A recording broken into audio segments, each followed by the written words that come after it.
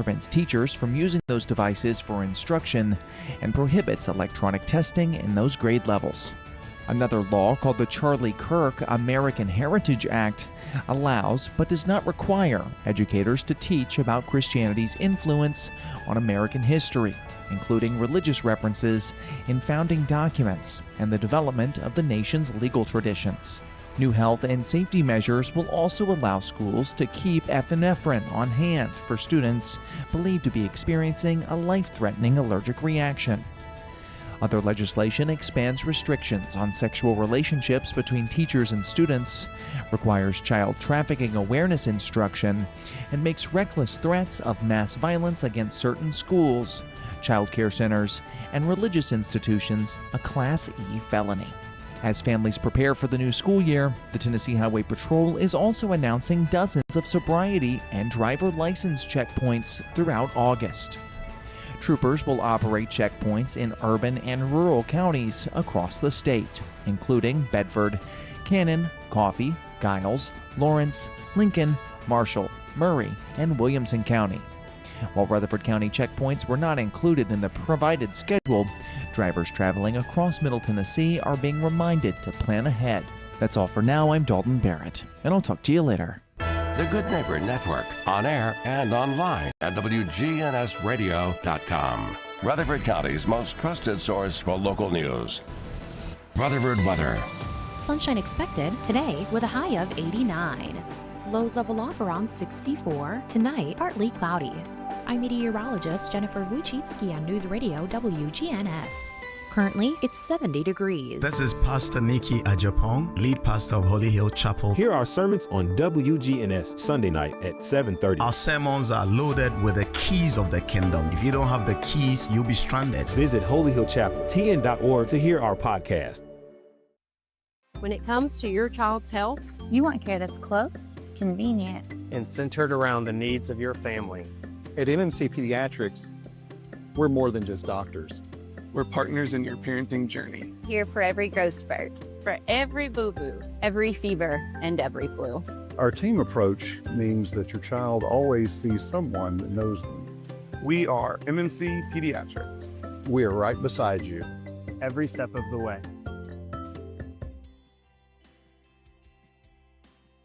We're the Good Neighbor Network, FM 101.9 and AM 1450 Murfreesboro, FM 100.5 Smyrna, audio and video streaming at WGNSradio.com. This is The Roundtable, Tennessee Association of Broadcasters Award winner for Best Local Talk Show. A look at the news, views, politics, sports, and people shaping Rutherford County. Good morning, Bill Krause on the WGNS Radio Roundtable, Thursday morning edition on a beautiful Thursday morning. It is a pleasure, and we know it's back to school season, and what a great way to have an introduction of back to school than to have the Director of Schools for Murfreesboro City Schools, Dr. Trey Duke. Trey, welcome aboard. Good morning. Thanks for having us. And I go back to a memory of a while back that deep in your heart and your love is you'd like to be a disc jockey, you'd like to be a radio announcer.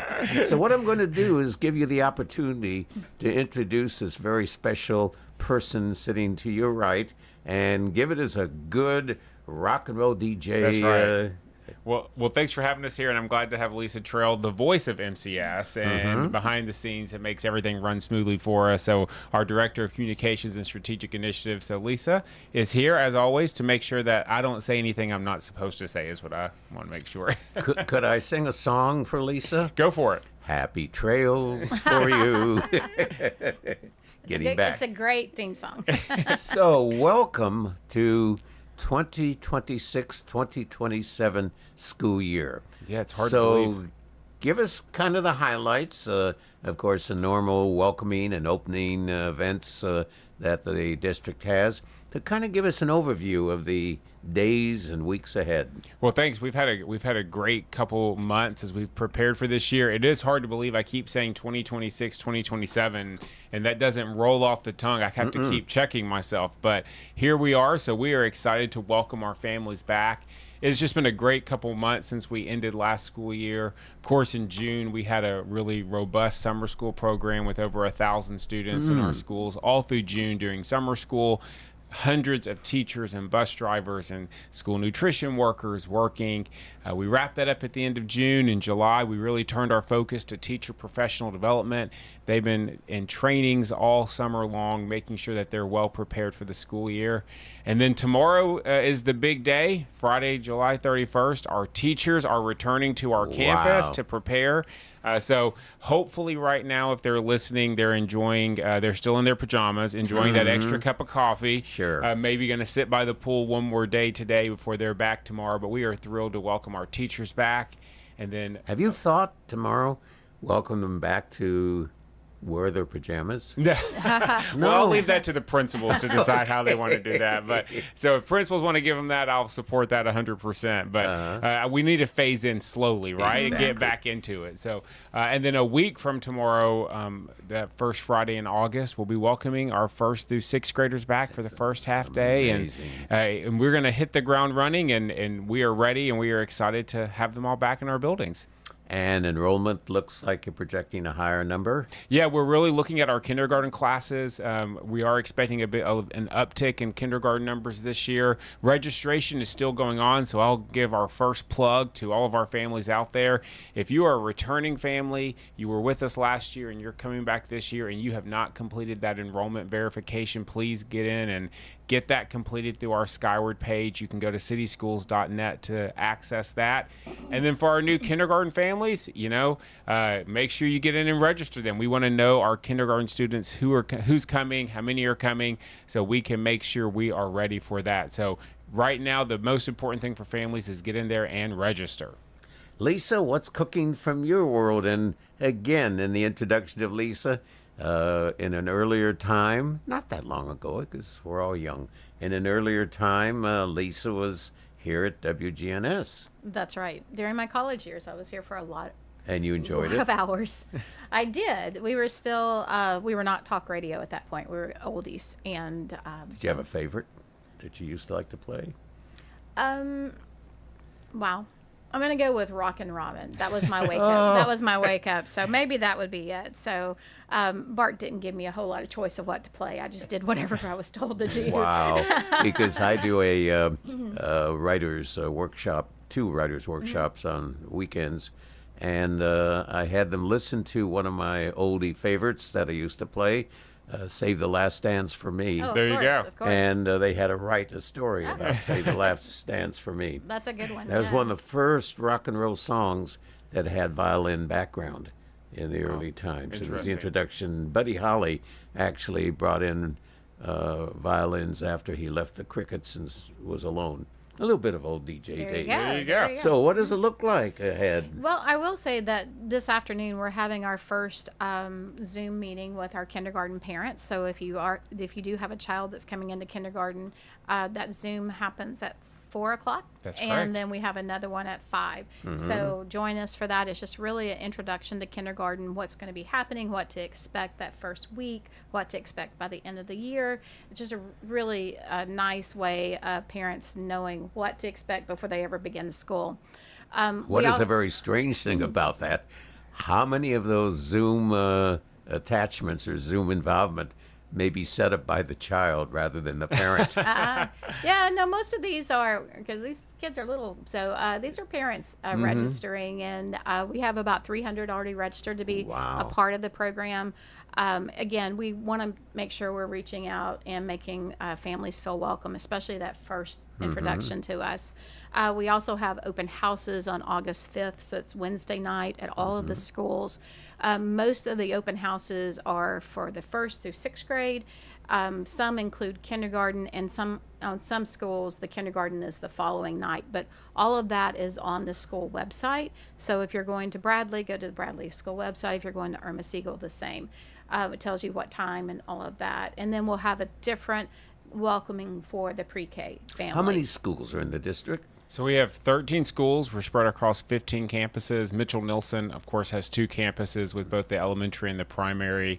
And then Case and Lane, with our new Case and Lane pre-K that opened, I guess, 3 years ago now, has 2 campuses as well. So 13 schools by name, 15 campuses. By site. By site. And and just continue to grow. I guess we're going into our second year now. We opened last year our new transportation and maintenance facility over on Ridgely Road, which has been a huge blessing to the district, to space for our transportation team, our maintenance team, who do such hard work. So our district continues to grow in square footage and as far as our buildings and making sure they're ready to go. But 13 schools to welcome those students back. As Lisa said, there's something going to be happening at all of them over the next week. Right. So checking out to make sure. But the informational Zoom this afternoon for kindergarten families is so important. We really just encourage our families to jump in.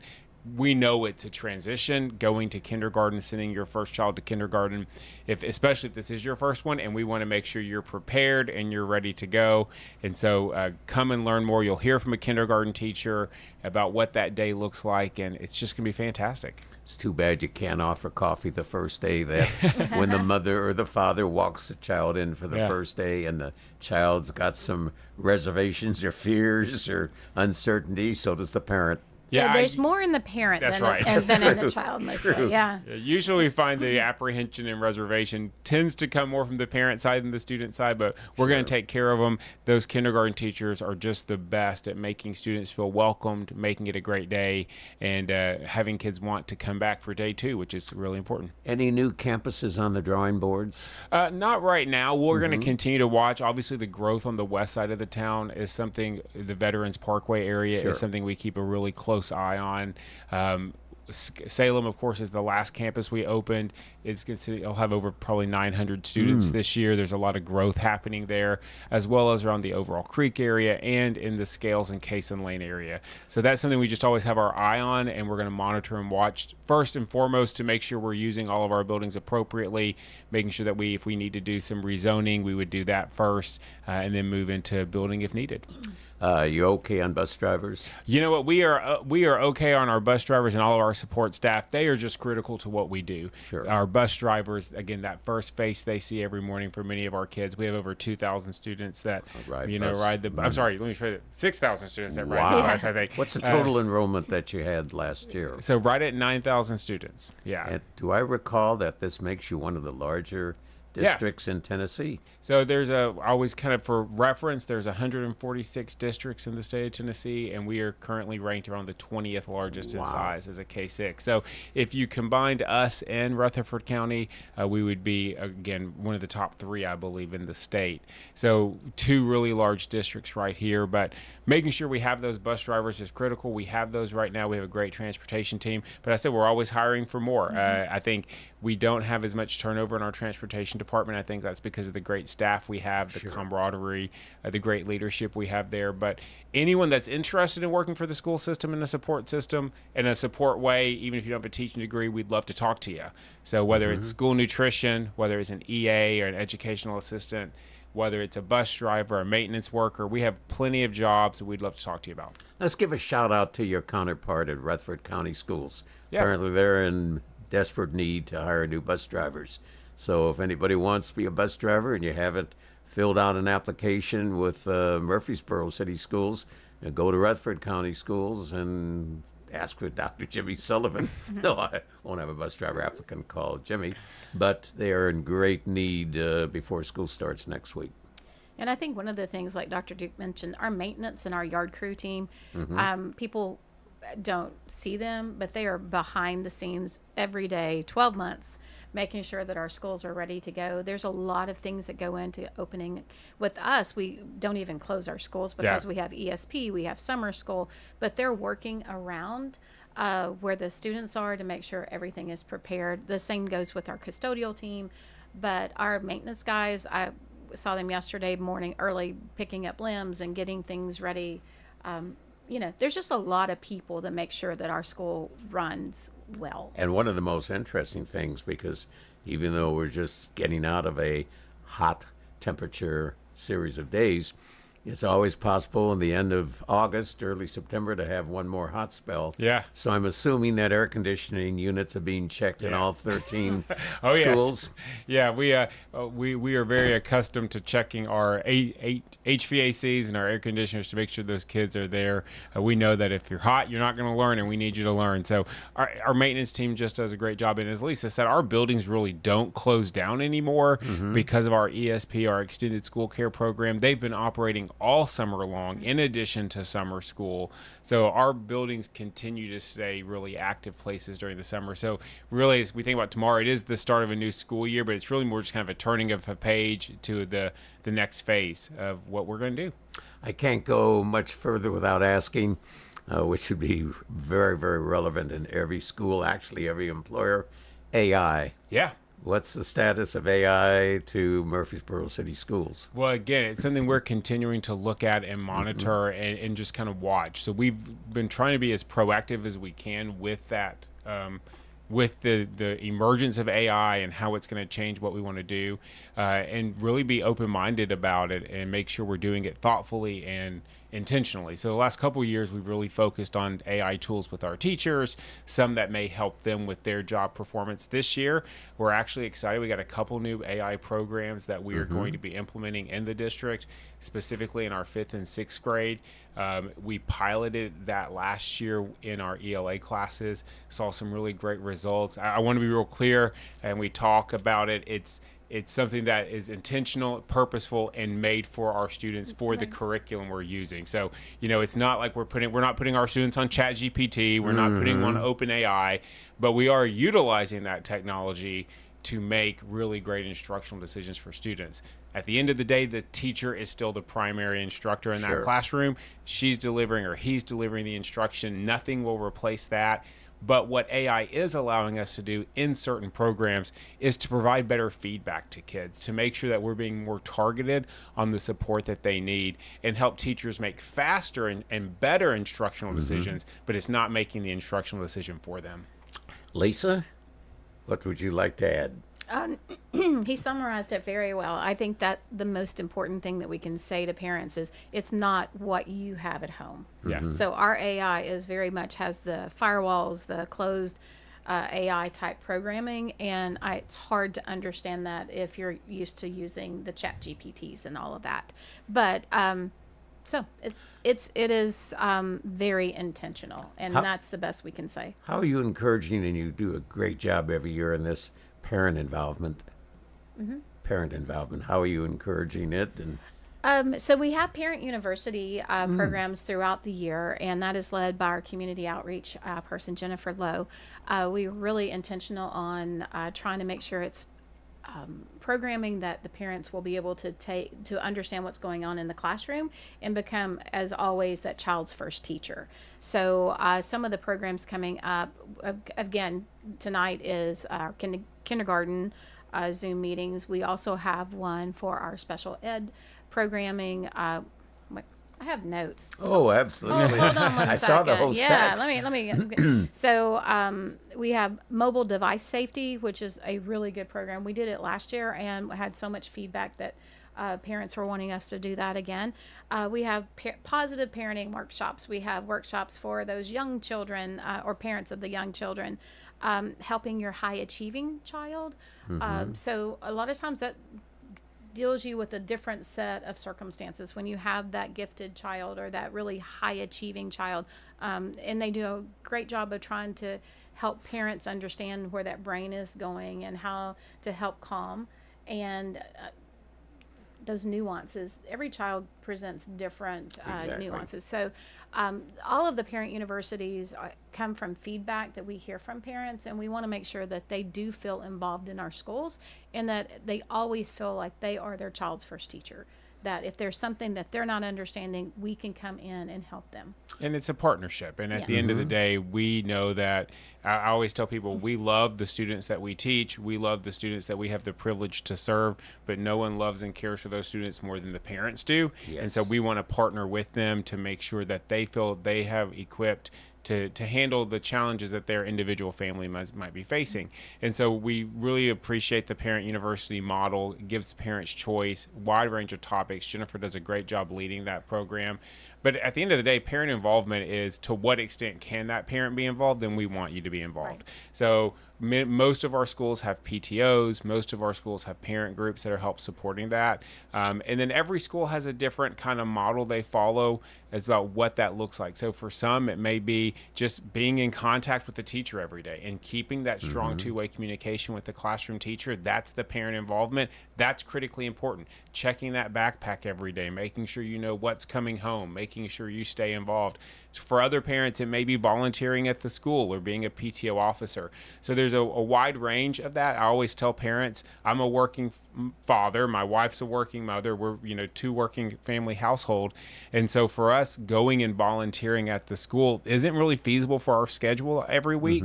But what we can do is make sure we're contacting the teacher, making sure we're staying in touch with the teacher, checking those papers that come home, and just helping put the supports in place that the teacher feels like they know that we are partnering with them and that we're going to have their back and help their child be successful. Yeah, the open houses that are coming up are a great way to get that started. Just asking the teacher, asking the principal, what can we do to help? What can we do to be involved? The schools are opening on a regular basis for STEAM walks or reading in the schools day and all of that. And like Dr. Duke said, I was a working mom, so I wasn't that active as far as during that daytime, but those nighttime events, I could be there. Those sporting events, I could be a part of that. And I think that's wherever the parent is, that's where we want to meet them. And then it does look different, because if we have a school that has 500 students in it, it looks a little different than the schools that have 1,000, because it's just hard to, it's a lot easier sometimes to deal one way or the other, depending on what the school needs. Since the world is ever changing almost on a moment by moment basis, is there a continued revision, change, addition of the curriculum for K through 6, for example?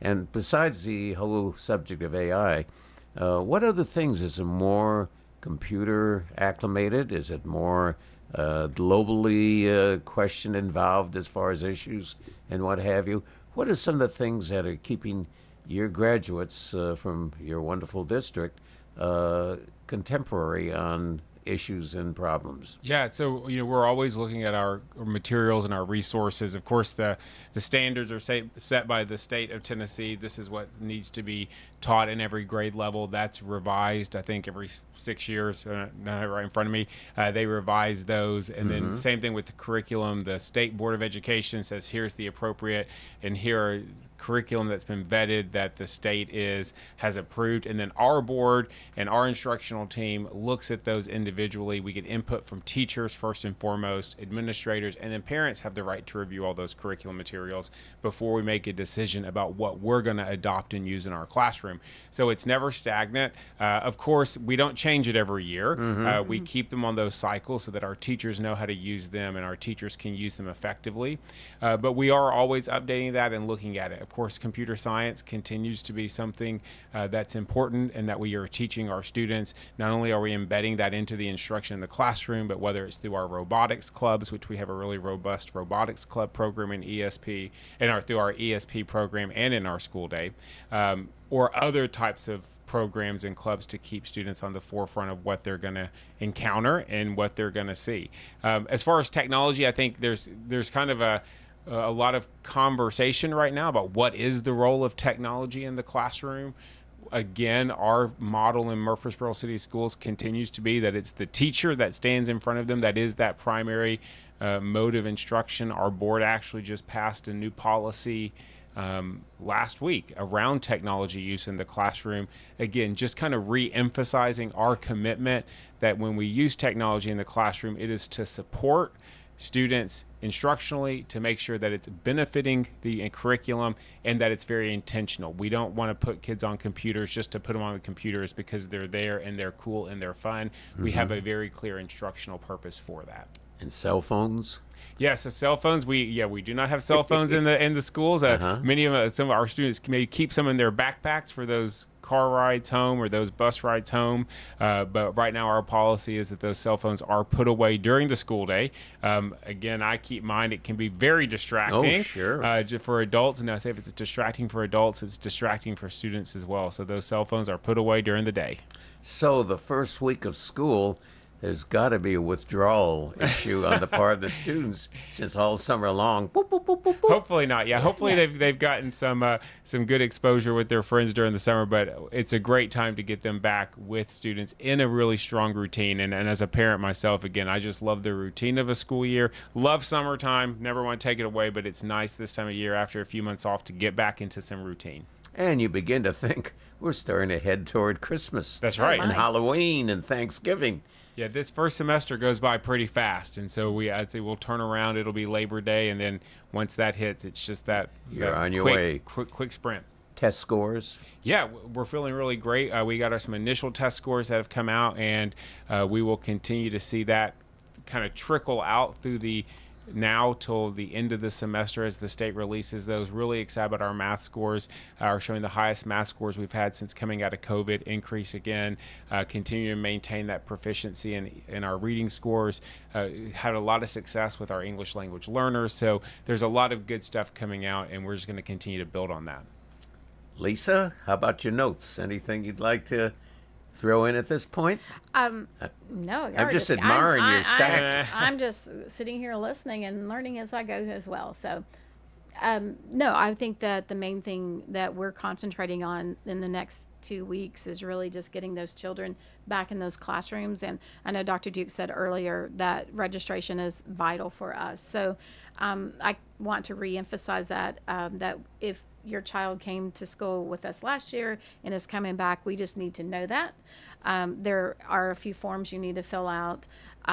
If they're new to us, we need to know our attendance secretaries are in the buildings already. Great time to call and ask those questions. And I know I've received lots of emails over the past week just with questions, like, hey, we've moved. We're no longer in this zone. We're in this zone. What do I do? So the thing to do is call your school and talk to the attendance secretary, and they can walk you through that. And I think that's what's on parents' minds too, is making sure that their child is enrolled. That way on Wednesday night when you come to the open house, you know who your teacher will be, you know where your classroom will be set. It just makes a huge difference. And if we don't know you're coming, it's hard for us to make sure that first day that your child will have a place. No doubt they'll have a place, but they may not have a name tag on their seat.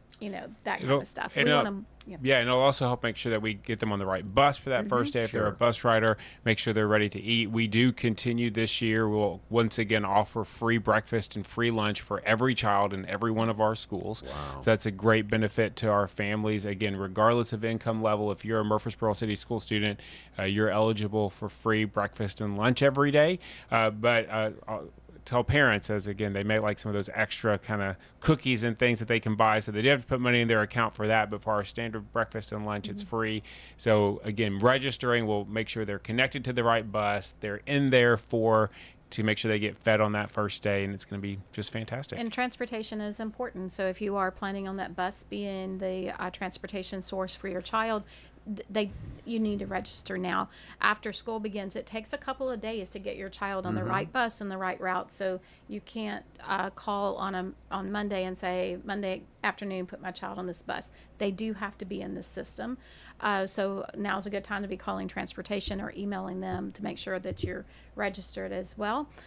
So all of those things we do right before the first day of school feels very close to us right now. Sure. Zone modifications? Yeah, none this year. So Okay. we're excited about that. Again, it's something we are always watching. And zone waivers and anytime we have to modify zones is something the board really takes a hard look at. Oh, sure. Because, again, families don't like having to move back and forth when it's absolutely not needed. We always have to balance as a school system, meeting those needs of the parents while also making sure that every building is adequately staffed with students and staff. We don't want one building being overcrowded if there's another building closer by that actually has room. So right now we don't have any zone modifications. That's something we'll watch. Enrollment. I will say our board's always really intentional when we ever have to do any kind of zone waivers, to look at any kind of grandfathering policy for individual families. Again, we don't want to move families around unnecessarily, so when they can make those accommodations, they do. And that's the thing I'll say about our board. Our school board really is focused on meeting the needs of our students and then working with families. We just have a fantastic school board that works well together and is just really focused on that. So they listen. I encourage people to reach out to our school board. They do a great job listening and responding, and we're really blessed with their leadership. Do you want to give a shout out by name? Sure. Our chair is Amanda Moore.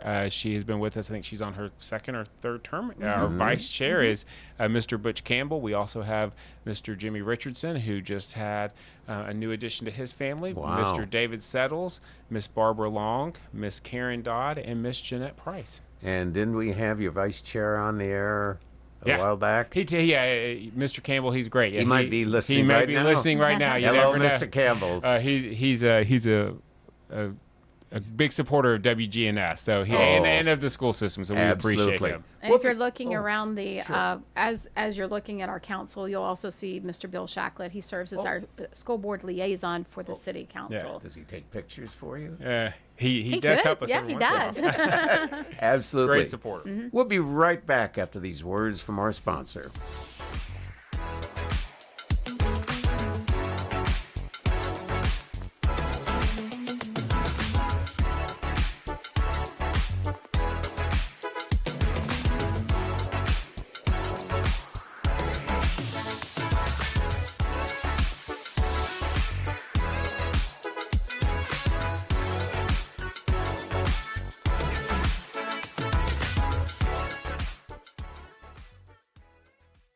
When it comes to your child's health, You want care that's close, convenient, and centered around the needs of your family.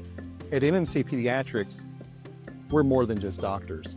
We're partners in your parenting journey. here for every growth spurt, for every boo-boo, every fever, and every flu. Our team approach means that your child always sees someone that knows them. We are MMC Pediatrics. We are right beside you every step of the way.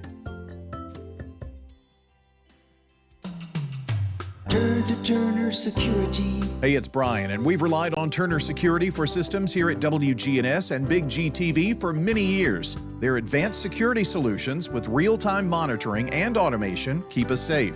Plus, their expert IT service ensures our tech runs smoothly, from networks, computers, to troubleshooting. Their team tailors solutions to our needs, and I highly recommend them for home or business solutions for you. Turn to Turner Security. For parks and recreation and good jobs that allow our families to thrive right here at home. Early voting is July 17th through August 1st, and Election Day is August 6th. Paid for by Austin Maxwell from Murfreesboro City Council. Austin Maxwell, Treasurer. Hey folks, it's Chip Walters from Exit Realty Bob Lamb & Associates, helping Middle Tennessee make smart moves in a fast-moving market. Whether you're buying, selling, or just exploring your options, you deserve someone who knows this community and treats your goals like their own. From first-timers to long-time homeowners, I'm here to guide you with clarity, confidence, and a steady hand. When you're ready to make the next move, start with someone you trust. Visit ChooseChip.net and let's make your 2026 move the right move. This is Good Neighbor Events with Bart Walker. Brought to you by the law offices of John Day and AmeriCare Pest Control. This is a paid legal ad. I help people at the most difficult times in their lives try to enforce their legal rights. Practiced law in Nashville for over 30 years. Well, we start with the facts. We need to understand what happened. And if the claim appears to have merit, then we're going to say, yes, we can help. I would encourage anybody who has been injured and they believe it's somebody else's fault to reach out to us. We're happy to give answers. Call the law offices of John Day for your free consultation. Now, Good Neighbor Events. Here's Bart Walker. Have you thought about taking yoga classes? Did you realize that yoga improves your balance, keeps you from falling, enhances your cardiovascular system, and you just feel better? Check out the yoga classes at SportsCom, the Patterson Community Center, and the St. Clair Senior Center. Get with Murfreesboro Parks and Recreation. Right now, Greenhouse Ministries is accepting YouTube auditions for Live in the Borough. That's coming up September the 18th at Hop Springs. And a word to the wise, you need to get your tickets now, too. They're only $25. Why get them so early? Because Jordan McCullough will be there. And remember, early voting ends this Saturday. Don't throw away Old Glory. Bring your tattered American flag to WGNS and let the girls from BSA Troop 2019 at Trinity United Methodist Church retire it with dignity. Plus, we also recycle Bibles. Those are WGNS Good Neighbor events. Rutherford weather. Sunshine expected today with a high of 89. Lows of aloft around 64. Tonight, partly cloudy. I'm meteorologist Jennifer Wojcicki on News Radio WGNS. Right now, 74. WGNS is powered by Middle Tennessee Electric, and they want to make sure you're in the loop. Head over to MTE.com to update your contact info so you can get those timely alerts on outages, billing, and more. That's MTE.com. This is the Roundtable from News Radio WGNS on FM 101.9 and AM 1450 Murfreesboro, FM 100.5 Smyrna. Listen and watch at WGNSradio.com. Bill Krause back to the WGNS Radio Roundtable, Thursday morning edition. And perhaps one of the most, I almost could say the most, but one of the most important services that are provided in the community is the education of our children, no question. And with the beginning of the new school year, we are very, very fortunate and pleased to have with us the Director of Schools for the Murfreesboro City Schools, Dr. Trey Duke, and I want to be sure I'm correct, Communications Director, yeah. Right, yeah. Lisa Trail. And, you know, these are friends who come back every so often to give an update. You're very proud of a particular teacher, I understand, who is up for recognition. Yeah, well, I'm proud of all of our teachers. Absolutely. We have some amazing employees, and at the end of the day, you know, we joke. Lisa and I do a lot of work at the central office. We do a lot of work around the district, but neither one of us are going to teach any kids this year, right? We're going to make sure that they have what they need. We're going to support them, but we're not going to actually do the instruction. And as you said, like it's the biggest responsibility we have as a community is to make sure our kids are taken care of and our kids have the knowledge and the skills they need for the next year. But all of our teachers do a great job. We're excited to welcome them back. But one specifically, Miss Amy Jackson, who last year was our district teacher of the year. We received notification she is up for state teacher of the year. So she is a finalist, one of 9 finalists from across the district. What grade level is she at? So she actually teaches our gifted and talented program, or is a teacher in our gifted and talented program, working with students who are high achieving students to make sure they also get what they need. So she serves several schools across our district. Just a phenomenal educator. She's representing the Mid-Cumberland region, and then I believe it's later in the fall we'll find out if she moves on to the next phase to be State Teacher of the Year. But we're just so proud of her, and really because she just represents the hard work, the passion, and the just energy that all of our teachers bring every day to make sure they do what's best for our students. And we've had a really great couple of years when it comes to our staff. Last year, Dr. Caitlin Bullard, who was principal of Discovery, was the Middle Tennessee Principal of the Year. So they do a West Tennessee and East Tennessee and a Middle Tennessee Principal of the Year. She won that. The year before that, Dr. Kathy Presnell was the State Supervisor of the Year. She's over our ELA program. The year before that, Mr. Don Barch was the Middle Tennessee Principal of the Year, and then we had the Middle Tennessee Teacher of the Year, Kim Inglis, before that. So we've had a great track record that really just shows our teachers are some of the best in the state doing the best work for kids every day. But we are all rooting for Amy because we know that she really does represent not just the best of Murfreesboro City, but the best of education. Well, before you get on a call to Lisa relating to back-to-school events and activities and purchases and so forth, talk about, and I ask you this I think every time, why should a young man or young woman or a person coming back to a second career become a teacher? And what makes a great teacher, which certainly is reflective of the amount of awards and recognition that your folks at the Murfreesboro City Schools are, but why should somebody become a teacher? What is a series of criteria to make not a good teacher, but an outstanding teacher. Yeah, we have so many of that. And at the end of the day, it's just a passion for students and to really improve the community. And that's what the call is, to say, I want to leave our community better than I found it. The 5-year-olds, the 6-year-olds, the 10-year-olds who are walking our hallways today are one day going to be the leaders of this community. And so it's really about making sure that you have a hand in shaping who they are, making sure that they're not just academically successful, which is what our mission is, but the other part of our mission is making sure they're personally successful, that they can have those great opportunities to learn and to think critically and to debate and to grow. And anyone that really wants to have a hand in shaping the future of this community really should look into education. It's a great job. We have a great support staff. And if you love kids, there's really nothing better than it.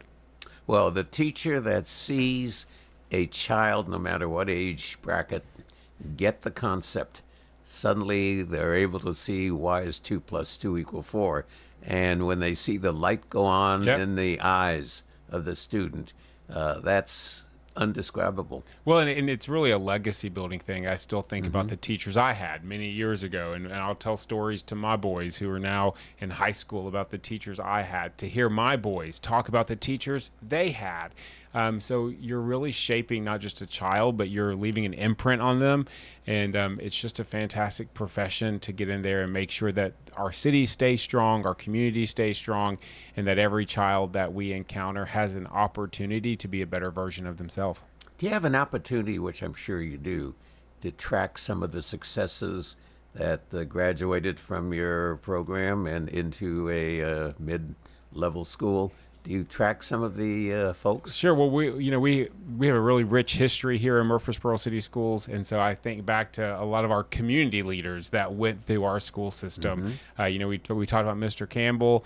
He has a long history in our school system. And a few years ago, we were doing some work with Discovery School, talking about some of the students that went out of Discovery School. I actually did a little social media campaign about them as adults now and the foundation that was laid. Lisa worked really hard on that. But it all starts in elementary. That path to success, that path to high school graduation, really, and piquing the interest for a student is all going to start in those early elementary years. And I think when we look back and you talk about the success, we have so many of our staff members who were students at Murfreesboro City Schools. One of our newest principals, actually, Miss Kimberly Hicks is the principal at Cason Lane, actually attended Cason Lane.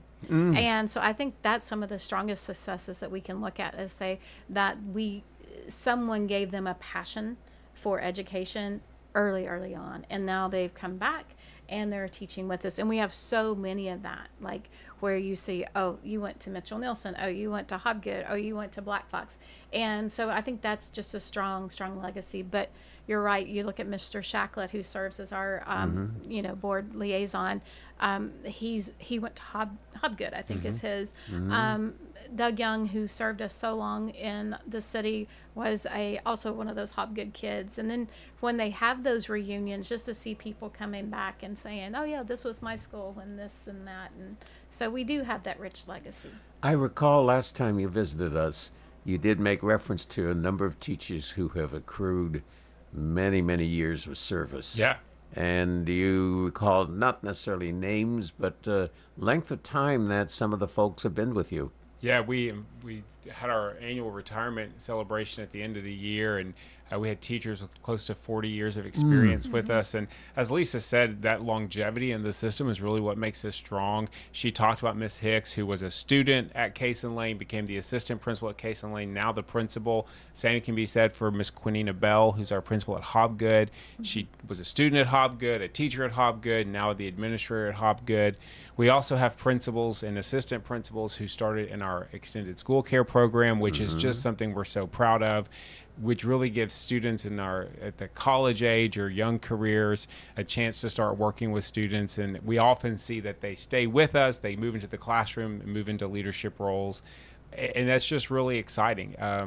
One of the things as we talk about our ESP program that really sets us apart is the fact that we really take seriously this idea that school is not a 7:30 to 2:30 or 8 to 3:30 initiative. we open our doors at 6 a.m. every morning. We have a whole team that's ready to welcome students for those working parents. We stay open till 6 o'clock at night. Wow. And a lot of our students take advantage of that, and a lot of our families take advantage of that, because we understand that schools, again, is not just a part of the day, but for many parents, it is the piece that really helps make sure their family stays connected and their family can function. So great opportunities for our families. In that early hours, breakfast served. Breakfast is served. That's right. Gee, remind me to drop by for That's right. Breakfast is served. Eggs and bacon and hash browns. Well, sometimes. Sometimes waffles. Sometimes waffles. Yeah, Oh. chicken and waffles. That's a big hit. Yeah. And then for those after school, we have several of our schools where we are able to send food home in the afternoons if they're there late in the afternoon. So again, at the end of the day, we want to make sure our kids are successful. That's more than just academics. It's every part of who they are. So the social piece, the physical piece, the safety and security piece, all that's important. Lisa, back to school and preparing and backpacks and all and events. Right. So we just had 2 large events this past weekend for back to school supplies, and our back to school supply list is already on the website. I think it's actually tax-free weekend this weekend. That's right. As well. So do want to mention that. But we try to be very concise in what we need and not get too overwhelming for parents. But anytime you're going back to school, there's so much cost that's associated with it. So we are so appreciative of our nonprofits and all of our faith-based organizations that come together and help our parents and parents across this, across Rutherford County, be able to afford and those back to school supplies. And it's a lot. If you have 3 or 4 kids in the school, it's a lot. So maybe if we can help with the supplies, then they have that opportunity to go back to school shopping for the clothes or the shoes. However, I say that to say there are a lot of our back to school drives that actually do include shoes, and some include clothes, and some include haircuts, because you always want that nice little haircut to go back to school. But without those, I just want to say to them, thank you so much, because I know how much it means to our families to be able to just go and get one piece of that off the table. So we have a big event coming up. Did you write them down? So we have a couple coming up this weekend. Go to our website, cityschools.net. I think most of our back to school drives are there with the partnerships. Or on our Facebook. Or on Facebook. But I know the Experience Church is holding an event tomorrow night. Patterson Park will have a back to school bash on Saturday. I know there's another one on Monday as well, another faith-based church. That's His Holy Hills, which is off of Church Street. We'll have one, and they've had it for the past 4 or 5 years, and they do a really good there's a lot of backpacks given out. So, and I think all of these are such large, they're almost festivals, like come in, enjoy yourself. It's not just walk through line, but it is enjoy yourself. We're here to get you off to school on the right path. And I think it's really what makes the city so great. Every year, I am just blown away by the number of community groups, the number of faith-based organizations that are coming together to say, how can we help make sure your kids are off to a great start? The United Way of South Central Tennessee just had their big back to school bash, Stuff the Bus this past week, and we were at Mitchell Nilsson. It was full of volunteers stuffing backpacks for kids. And not only does that allow us, we're a feature on Channel 5 in the morning. Yeah, it's great. And the United Way is just a great partner with our school system and our community. But, it's not just making sure that the students have backpacks. They also provide us some resources that we can put back so that come Christmas time or come second semester, we can kind of refill those needs for students and families. We just want people to be able to have what they need to be successful. And we couldn't do it on our own. There's no way we could do this, the magnitude to which we do it, without these community partners. That's tremendous. One topic that always interests me, whether it's in elementary or middle or high school education, or in my world of university education, attitude and motivation on the part of the student. Here's a student coming back to school, and they've had 2.5 months of operating in a less structured environment. How do we modify behavior the first couple of weeks, and how do we place the world of attitude and motivation? I guess that's, my single agenda item, that if we can improve attitude, no matter what the age, what the demographics are, And motivation, self-motivation, and group motivation. How do we do it? Well, I think it starts with just first people feeling like they're known, they're seen, and they're cared for. And that's something that our teachers do a really great job of, and our principals do a great job of. When students walk in, I love the first day of school. So many of our teachers make it and our principals make it this exciting event, whether it's music playing and cheering people in. When our kids get out of the car, they know that they are wanted in that building, and that starts that. And so that culture and that climate that our teachers create, and then following that up with really high expectations. I think high expectations is a gift, and everyone deserves high expectations. And that balance that our teachers do a great job of. We have high expectations for you because we believe you can reach them, and we're going to support you, and we are glad you're here and you are seen and you are known. That to me is the foundation to a really great motivation and really great attitude to start the school year. We'll be right back with the final word of this tremendous, and I hope you're all appreciating the highly informative visit we have today from Murfreesboro City Schools.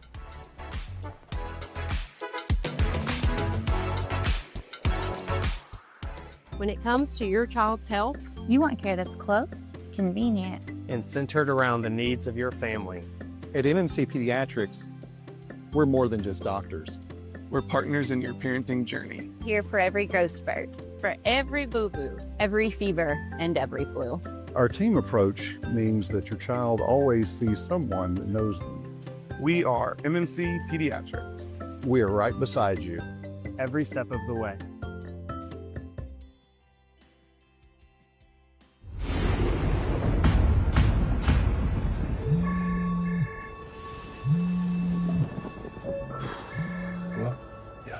I'll be right there.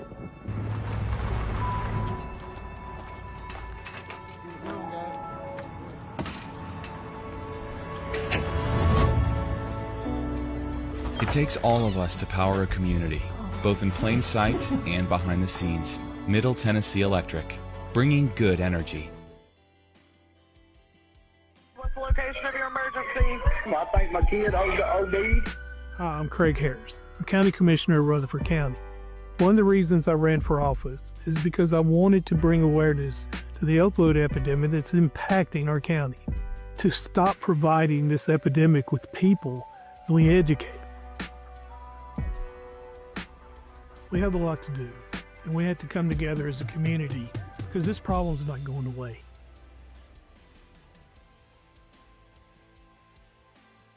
SRM Concrete is the largest ready-mix producer in the country, yet is still family-owned and operated. Locally grown, nationally known, SRM delivers unmatched quality and service. You called, we haul. We're SRM Concrete. Hey Murfreesboro, I'm Jacob Morphus, and I'm running for City Council this Election Day, August 6th. I love our city, and I know that you do too. That's why I am humbly asking for your vote. It's not just about the next 4 years for me, but I will labor over decisions that impact our city with a long-term future in mind. I'm a longtime resident and MTSU alum, and I am proud to call Murfreesboro home. Let's work together to ensure our home improves year after year. God bless. Paid for by Jacob Morphus for Murfreesboro City Council. Jacob Morphus, Treasurer. Hi, this is Nick Hayes with Toots Restaurants. Visit Toots.com to order online, for delivery, pickup, or check out our new merch. Toots.com. Hi, this is Wade Hayes at Toots Restaurants. By now, you probably know we've been open over 40 years in the oldest full-service restaurant in Murfreesboro, but we're on our 23rd year in Smyrna. Hi, this is Jack Hayes with Toots Restaurants. Toots, good food and fun since 1985. Good food and fun. This is the Roundtable from News Radio WGNS on FM 101.9 and AM 1450 Murfreesboro, FM 100.5 Smyrna. Listen and watch at WGNSradio.com. Bill Krau's final segment, WGNS Radio Roundtable Thursday morning edition. And we're having a very delightful and, as always, most informative visit with Murfreesboro City Schools. Dr. Trey Duke, the director of City Schools, and Lisa Trails, who is basically director of communications. But I think she does more than that. That's I right. think she is the all-around right hand, left hand of Dr. Duke. We do want to talk about this, and then certainly when you mention off the air, you opened the door this morning, and what a beautiful day. But what should parents know about alertness when there's storms, tornado warnings, weather? Does a child go to school? What's the bus schedule? To get acquainted with that now, because we're going to hit the area where there will be school closures. That's right. So it's really important that we stay ready for that. We watch that every day. We're always aware of that. Again, Lisa keeps our parents informed. Her office as a whole is going to make sure that they're informed. And we have a lot of different communication channels. So Lisa, I don't know if you want to talk about some of the different ways that parents can stay informed. Sure. I think the most important thing for parents is when you're registering to make sure we have a good cell number and a good email, because a lot of our communication goes out both ways, email and cell. Did you ask them if they have a pigeon? Yeah, we don't have a pigeon. No, not yet. But I'm not opposed to it. That's what it takes. We have several platforms that parents learn about as they go. We send out, at the beginning of the school year, we do send out a whole safety message of how do we handle things like storms and all of that kind of good stuff. But we use Peach Jar, we use email, we use text messaging. So parents should be able to figure out what's going on. We also work with WGNS and other media outlets to make sure if there is a reason that we're delaying, that they know it first. Typically, we don't delay. However, like if there is a huge storm going on at dismissal, we would hold a child and we'll let the parents know, hey, we're not going to dismiss for the next 10 minutes and let this strong cell get over us. So we really communicate a whole lot with parents. We also use a platform called Dojo. So as those new parents come in, they're going to get acclimated to those during those room meetings and through some messaging. But the best thing they can do for us is to make sure that their email and their cell phone number is correct in our student information systems. And they answer when there's a contact. Do you have any? Here's a good idea. Do you have any trial situations where you run a test exercise? Oh yeah, absolutely. Yeah. Okay. Yeah, we're doing that for safety and security. So again, that's just part of our routine. I think back when we were in schools, we did fire drills. Of course, we still do fire drills, but we do all kinds of safety drills. We do all kinds of security drills to make sure our students know what to do. Our teachers know what to do. Again, our teachers will be back tomorrow. They'll go through about 5 days of in-service and workday trainings. Every teacher will be retrained on our security procedures, our safety procedures. So they'll receive that refresher training as well. So on that first day, students are back in the building. There's no question about what to do. But it's really about just strong communication.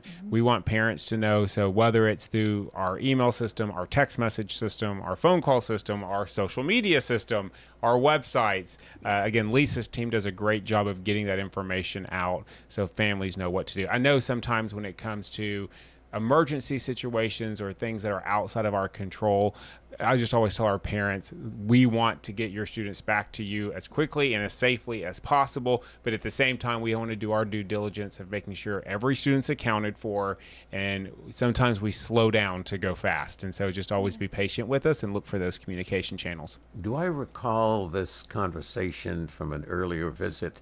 Is it you, Trey, that makes the decision to close 4:30 in the morning? You check the weather? It just depends on if you're happy with the decision or not. So if you're happy with it, yes, it's mine. If you're not upset with it, it's a whole team that made the decision. No, we at least we have a team that works together to make that decision. And it's never easy. It's a big decision. So we know it really impacts families, and so we always work together to make that as quickly as possible when we have the best information out there. Well, and you also have the coordination if the child's at school and there is a need to close. The parent may be at work. That's right. And the parent has to leave work to pick up the child. Yeah. I'm sorry. No, so all things that we think about and look at. It's when we're dealing with people's children, we know it's the most important thing in the world, and we take that responsibility really seriously. And so we're going to always make sure first and foremost our kids are protected. Final comments from the two visitors. Well, I think we're just looking forward to a fantastic year. I am so excited about this school year. I'm so excited about some of the successes that we've had as the data starts coming out and as we continue to look at that, about the teachers we have in place, about the administrators we have in place. There is such an air of excitement already, and it's only going to get stronger. So it's go time in Murfreesboro City, and we're ready. And Lisa? I would absolutely agree with that. I've been in a lot of the schools over the past week, and although teachers come back tomorrow, they've been in the schools for the past 2 weeks. So we're just excited. It's going to be a great school year. I'm going to ask you back close to Christmas vacation. Sounds great. To kind of give a report card on these months ahead. Sure. Yeah. And thank you for your wonderful service to this community. And people like Trey and people like Lisa, are just the tip of the iceberg of the men and women, the hundreds if not thousands of men and women who devote not only their lives but their whole emotional balance to the quality of education. Thank you so very much. Thank you. We've had Dr. Trey Duke, Director of Schools for Murfreesboro City Schools, and Lisa Trail, who is the Director of Communications, reflective of one of the great resources we have in Murfreesboro, the Murfreesboro City Schools.